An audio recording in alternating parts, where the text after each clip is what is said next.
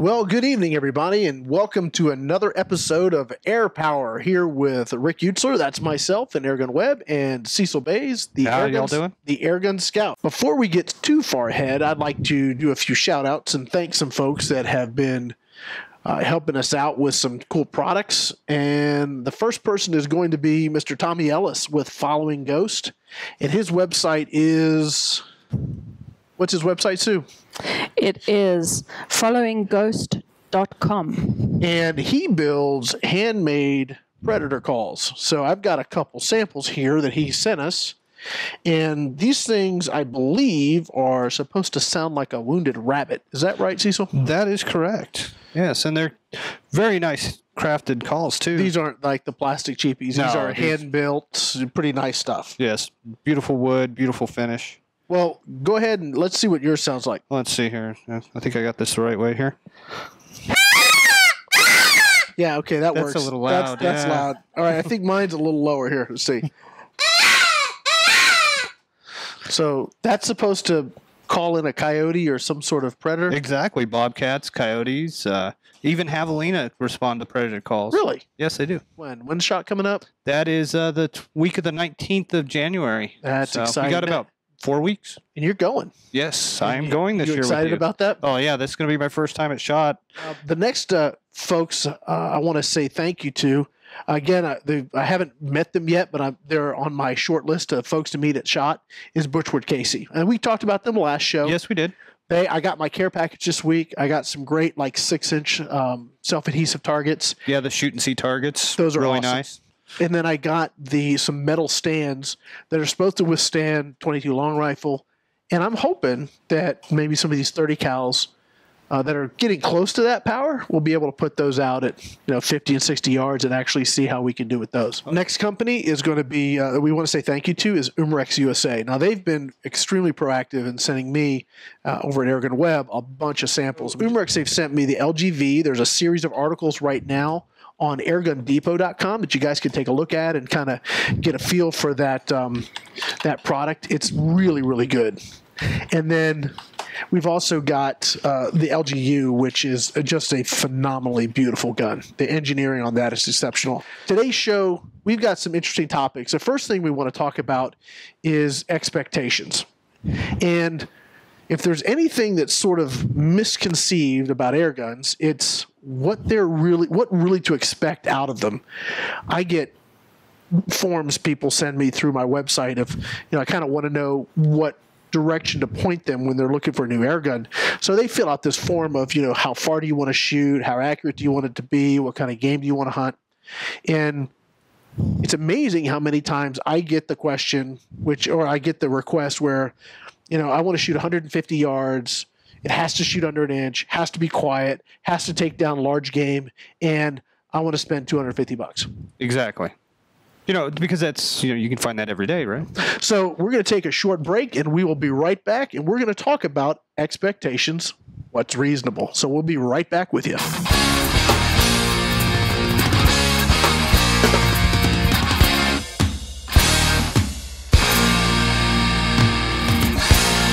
The first reasonable expectation that people need to have is really air guns are for close range stuff.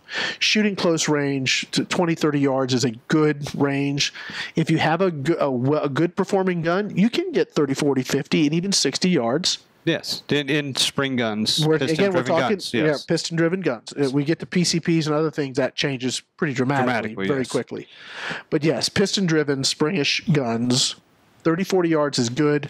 50, 60 yards is exceptional. Yes. You're talking above $400 guns at that point. So let's look at some of the sub $400 guns. And if you're getting into air guns and you want to stay under that $400 price point and you want a reliable gun that's got good accuracy, that's got decent range, that really, as far as I'm concerned, should be like everybody's first air gun. And I understand if money, you just can't do it. But if you do have the money and it can be your first gun, the RWS 34 is a really good air gun. Yeah, so it's reasonably priced. Yeah, I think you're looking at about $280 for the gun. Yeah. And granted, you can go, by the time you buy a, one at Walmart and then don't like it and then go back and buy another one, you're going to have that much into it anyways. I went through that. When I first started, I probably bought 10 Chinese copies to get what the RWS 34 or the RWS 350 did out of the box. I had to realize that it's, spending a little money on a cheap gun, if my expectations matched the gun's performance, great. Oh, yeah, you would have been happy with it. Yeah, if I knew, hey, at 10 yards, I'm going to hit a 10 can every time, perfect. Right. They would do that. They would absolutely do that. Yes. But that isn't what you wanted. No, I wanted 30, 40 yards, and they just did not deliver on that. The RWS is a great gun, 34 specifically, and it comes in 177 and 22. I've had great results with both. It has one of probably the nicest trigger in that price point, period. I mean, just done. There's just no other. It's really good. It's the T06 trigger, and it is really nice. So as far as that, that sub $400 gun, that's a good one. Now I'm going to throw in a wild card, the Umarex Fuel. That's a gun. It's right now retailing for about $150. It shoots above its price point. Well, that's amazing. Okay, it's a 20-yard gun all day long, probably a 30-yard gun. Most spring guns require a learning curve. Even the expensive spring guns require you to use the artillery hold and be consistent, or you're going to have variations in your point of impact. Right, you're going to have flyers and everything. It's not going to hit the same point. What you want out, if you're shooting for accuracy, you want to drill the same spot every single time. Right. Exactly. I mean, that's what most people get into air guns for, is they want to be able to sit there and pinpoint accuracy. Right. So what I found very cool about the Fuel, and I've got articles at Airgun Depot, and I've got a video over at Pyramid Air on this gun. So this gun, the stock has a built-in bipod, which generally speaking in a Springer is taboo. I mean, yeah, I was pretty leery about it when I saw that. I really wasn't expecting a lot out of it. Well, I was extremely skeptical. I remember talking to Richard Turner last year at SHOT. Well, it's actually earlier this year at SHOT. And he was really touting this gun, and I'm thinking, well, that has never worked. Yeah. He's got some high hopes with this one. Did they find some kind of magic that we didn't know about? Some pixie dust they sprinkled. Anyway, here's the shocking thing. I did, and you can see the video on this. I actually shot it on the bipod, and then I shot it using the artillery hold. The artillery hold was just a fraction better, but I'm talking hundredths of an inch better. Not like, I had to measure it with a micrometer better. So the difference off the bipod versus holding it like with all the technique was negligible. Yeah, so that's pretty amazing, especially for a spring gun. And I was able to have Robin, who's not a, she shoots a little bit. She likes it, but she certainly doesn't have a ton of experience doing it. She was able to set up with the Fuel on the bench at 10 yards and shoot. Well, all the pellets were touching. That's pretty dang good right there. Yeah, I'll take it. I mean, in a $150 gun. Yeah, it's not a Magnum. It's just a regular. Maybe that's part of the advantage to it, is it's not a Magnum Springer, a mid-range Springer. It's a little bit, not too much recoil, and you're able to get accuracy out of it fairly easily. It's a good gun. On the chat there, mentioned about the Bronco also. The Bronco's an exceptional gun. I bet you that's David. How you doing, Dave? Hope things are going well for you. I forget about that gun. It was fun to shoot. I don't know why. I think David was hitting spinners at like 50 yards with his. So, I mean, the gun can actually really perform. It's low power, super easy to handle by just about anybody. It looks pretty ugly. I mean, honestly. Yeah, it's like a 2x4 strapped to a tube. It is. It is. But the thing is, though, is you're getting accuracy out of it. I think it's about 170 with the target sights. So yeah, it's a good price point too. Yeah, the nice peep sight on it and everything. Yeah. It's not a hunting gun at all. No. It's just paper. So good for that. When we start spending more money on Springers, we'll look at that plus $400 category. Do our expectations change? Well, you're going to change it a little bit. I mean, you're putting out more money, But I mean, for the most part, you're actually getting a return on that investment. Right. It's worth it. If you decide you want a gun to do X, then you're going to pay for X. If I'm spending over $400 on an air gun, I'm looking to have a niche hunting need, or I'm probably looking for field target, or I'm looking for that range. Yes. And what you get when you get into that plus $400 mark, you get the better engineering, better finish.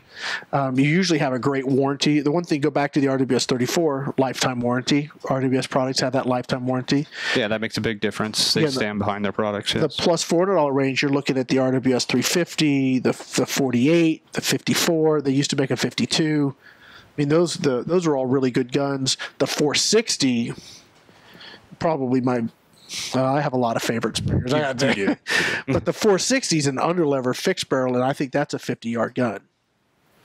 I mean, I've shot at 50 yards and shot under an inch more than once, so I'm. That's pretty good for a Springer. That's pretty really good for a Springer. One. That's Then you got the Arms TX200. I think Dave, that's on the line here, has the TX200, and he really likes it. It's a nice gun. That one, you spend that money, you're going to have better expectations or higher realistic expectations. Yes, more realistic.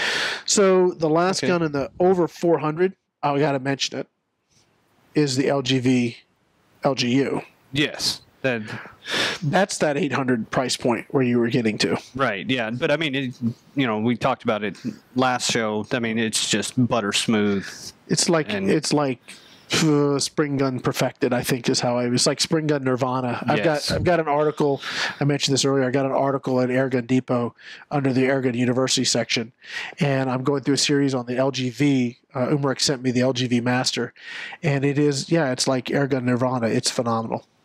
So okay, so we're going to take another short break, and we're going to get back. We'll talk a little bit about expectations with, I have it here, PCP and CO2, but I'm going to flip it. We'll do CO2 and then PCP. Okay, we can do that. All right, so we'll be right back.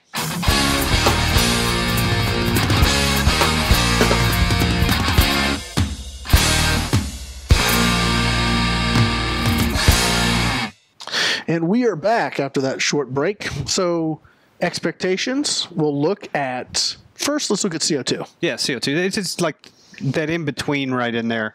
It's not super high power, but you also don't have to break the barrel every time to shoot it. It's got the advantages of advantage. Yeah, it's got the multi-shot. Some of them. The advantage to me of the CO2 is that it has that consistent pressure, because CO2 as a liquid is about 900 psi. It just stays there unless you have an extreme temperature, either cold or hot, and it gets out of bounds. Yeah, so it self-regulates. Exactly. So if you have a CO2 gun, let's say you have like the Hammerly 850, probably my favorite CO2 rifle.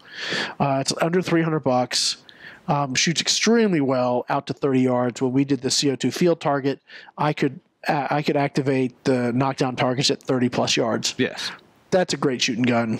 I mean, it's just really good. Yeah, it definitely is. And that one's in 177, the one that you were shooting, and it's also available in 22 caliber. Correct. So as far as CO2 expectations, it's not a 50-yard gun that I even know of. I mean, it just doesn't have the power. No. But a close range, 10, 20, even up to 30 yards is a little far. But that's a really, if you like multiple shots without having to pump or cock the gun, as far as like a Springer or whatever, it gives you that ability. The other good gun maybe is the Umarex Fusion. Yes. That we use for loaner guns when we do the CO2 field target. Yes, that's a really nice gun. It's got the silence and it's super quiet. You can shoot that thing in the backyard all day long and nobody know what you're doing. Yeah. So that's a nice gun. Yes, it is. It's a very nice gun. But as far as if you're going to have expectations about CO2, you have that sort of firearm shooting experience, because there's you don't have a special technique. It's just like shooting a rimfire. Exactly. But it's close range. Yeah, and you can put pretty much any scope in the world on it you want, and you don't have to worry about as the shock with the Springer from the recoil, the 3-direction recoil, and yeah, it's super nice. Yes. Anybody that wants to go right from rimfire to air guns. Yes. The CO2 is a great option if you're just 20 or 30 yards and you're not looking for pest control. You're just looking for target shooting. Great option. Yes, CO2 is not the best option for hunting at all. No, not at all. I mean, with the 22, like the 850 and 22, it technically has enough power to take like squirrels, pest birds, and stuff like that. But ideally, you'd want something a little bit slightly more powerful to be a little bit more ethical and humane on your kills. I think that the thing with that is going to be distance. Because if you're at 10 or 15 yards, you're fine. Yeah. If you're 25 to 30 yards, that's when it starts to get questionable. Right. So, I mean, well, and that's like the 2250, the 2240. I mean, at close range, yeah, they have the power. Right on the edge. Yes, right on the edge of it. So, and then of course, you've got the transition between the two. You got your CO2 and then the PCPs, and you've got like the Benjamin Discovery, which is dual fuel. That's right. I forgot about that one. You can use the CO2 or PCP or pre-charged air. I actually really like the Discovery on CO2. It's consistent, and it seems some people swear by it and say that it shoots. They can get better groups with CO2 than they can with probably air. At close range, I would imagine, because you don't have that variation in pressure. All right, so if you're looking for that 100-yard gun, you can get it, but it's going to be in a PCP. Definitely. I mean, that's where it's going to be sitting with a PCP, the right PCP, right ammo, right conditions, right shooter. You can get that 1-inch 100-yard repeatedly. Yeah, that's definitely. You can do that for sure. So, especially when you got a good regulator and I mean, there's a lot of things that have to go in. You're going to spend. I mean, to get a decent PCP for long range shooting, and we could talk about the new Hatsan Big Bore for sure. You're going to spend probably $800 or so to start. Oh yes, and that's not counting just your the fill gun. gear. That's just the gun. Then you still need a scope, and like a decent Hawk scope may run you $400 or $500. Or the Endurance, which is about $350, which is a great scope. Yeah. Okay, so when you come into PCP long range shooting, 30 cal right now seems to be the winner. I mean, that's what it's that sweet spot right there of size, ballistic coefficient, weight, and power. I mean, the mechanics seem to really lend itself to that caliber. I know I got the chance to shoot an FX Bobcat recently. It was nice. I would like to have one someday. Yes. And take out a second mortgage. Thanks to the Courtside Airgunners Club down there for letting us play with their toys. Phil brought his up. That was a hoot. So, not to take anything away from the FX, because it stands alone in its own sort of class. Yes, it does. But for those that want to spend a little less and get a lot, right? The new Hatsan Big Bores are coming. That's repeater. Yeah, so you got 7 shots. 7 shots. Yep. The new setup is going to give us about 72, 73 foot-pounds, 21 shots. I was shooting footage for my video yesterday, and I was shooting. It took a lot of work because I'm not much of a long-range shooter yet. But we're talking 1-inch-ish at 75 yards. That's pretty darn good. I mean, it's a little bit of work, but there's all kinds of stuff going on when you're shooting that kind of range. I mean, you have wind that's different where you are than where the target is. Yeah. You have just the tiniest little change in your hold or how you're pulling. The tiniest little thing is going to impact dramatically at that kind of range. Oh, definitely. And you got to think also compared to a 22 long rifle or any other kind of powder burner, your projectile is moving a lot slower. Yeah. So it has a lot more time for the wind or anything else to affect it. Right. So I think that 30 cal when it hits is going to really be the thing.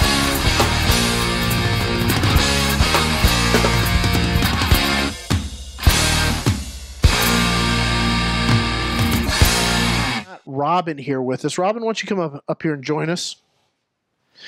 We'll get you a microphone. Yes, that's working. Look at that. It's a wonderful thing, right? Yes, isn't it? And Robin has been spending some time here with me shooting a lot of different air guns. Robin, what was your favorite gun? Rick, I'm not sure what my favorite gun is. I know when you had me shoot the 4, what I think you would refer to as the Springers, I think the one that if I really considered, it would be the second one. You had me go from the most expensive down. It was you liked the Beeman R9 the best. Well, I think what it was about it is all of them I had good success for me, who is just starting to shoot a gun. But with that one, I felt like it was one I could really learn. That it kind of shone a light on the things I needed to learn, but that I could learn. I don't know why that one stood out to me in that manner, but that is how I felt with it. That gun requires technique to shoot well, and when you get it right, it rewards you with exceptionally good accuracy. And it doesn't punish you so terribly when you don't get it right. it's not some dramatic spanking when you get it slightly wrong or you get it wrong. Some guns you just are so twitchy that they're just no fun to shoot. Right, you have to have your hold right perfect every time, and trigger squeeze perfect every time, and and that for me, that's no fun. That's when airgunning becomes work. When I get those kind of reviews, to get the accuracy. That's work. But the R9 is fun to shoot. It's extremely accurate.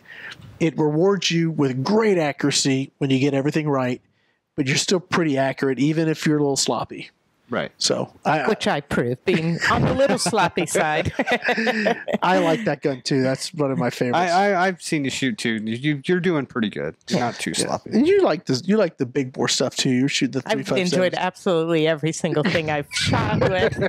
I will say that the one name I know, because I know I've enjoyed their guns, is the Hot Sun guns. Good. I couldn't identify them necessarily, but it's a name that stuck. So yeah. Well, we were doing a lot of shooting with the new 30s and the 357s, and even all the quiet energy stuff. Yeah, the 1844s. Yeah, just really good guns. All right, so let's talk a little bit about a couple of viewer questions or listener questions.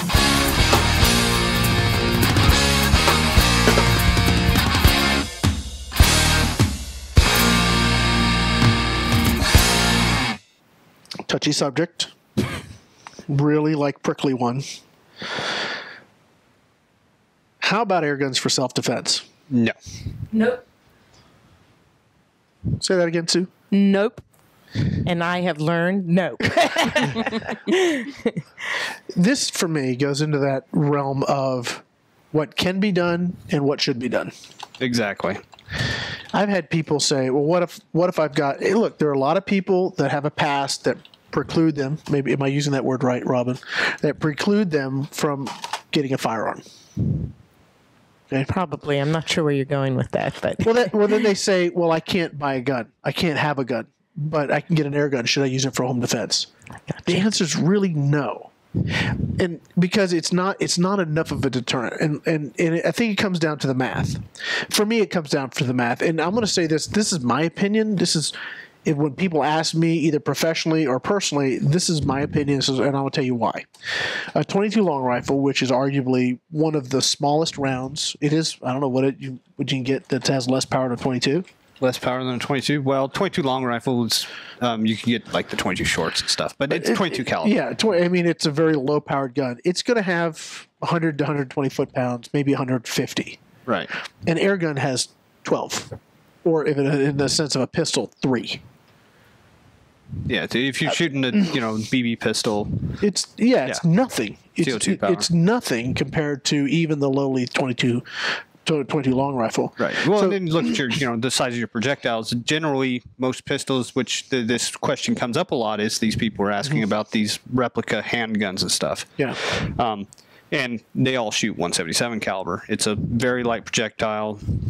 Doesn't have a lot of energy, especially at those low speeds. Yeah, and so that's, for me, it's pretty simple. Now, let's say you wanted to have something that was self-defense appropriate that was less than lethal.